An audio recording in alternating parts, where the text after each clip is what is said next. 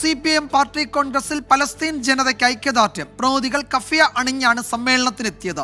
സമ്മേളന ഹാളിൽ മുദ്രാവാക്യം വിളിച്ചും പിന്തുണ അറിയിച്ചു. ശ്രീജിത്ത് വിവരങ്ങൾ നൽകും. ശ്രീജിത്ത്, സമ്മേളന വേദിയിൽ നിന്നുള്ള ഇന്നത്തെ വിവരങ്ങൾ എന്തൊക്കെയാണ്? കരട് രാഷ്ട്രീയ പ്രമേയത്തിന്മേൽ ചർച്ച തുടരുകയാണല്ലോ, അല്ലേ? കരട് രാഷ്ട്രീയ പ്രമേയത്തിന്മേലുള്ള ചർച്ച അവസാനിക്കുകയാണ്. ഇന്നലെ രാവിലെ 10 മണി മുതൽ ആരംഭിച്ച ചർച്ച ഇപ്പോൾ 1 മണിയോടുകൂടിയാണ് സമാപിച്ചിരിക്കുന്നത്. മൊത്തം ഏതാണ്ട് 12 മണിക്കൂറോളം നീണ്ട ചർച്ചയാണ് കരട് രാഷ്ട്രീയ പ്രമേയത്തിലും രാഷ്ട്രീയ അവലോകന റിപ്പോർട്ടിന്മേലും നടന്നത്. കേരളത്തിൽ നിന്ന് 5 പേരാണ് ഈ ചർച്ചയിൽ പങ്കെടുത്തുകൊണ്ട് സംസാരിച്ചത്.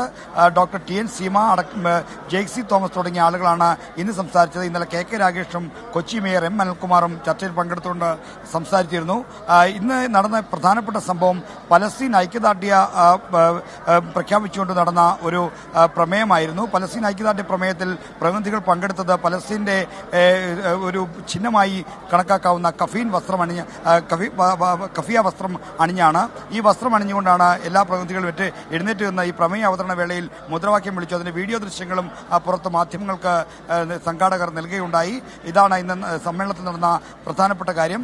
പൊതുചർച്ച പൂർത്തിയായി. വൈകുന്നേരം 3 മണിക്ക് ഇന്ന് പ്രകാശ് കാരാട്ട് ഈ മറുപടി തയ്യാറാക്കാനായി നടക്കും. അതിനുശേഷം വൈകുന്നേരം 7 മണിക്കാണ് സംഘടനാ റിപ്പോർട്ടിന്റെ അവതരണം നടക്കാൻ പോകുന്നത്. ശ്രീജിത്ത് വിവരങ്ങൾ നൽകുകയായിരുന്നു മധുരയിൽ നിന്ന്.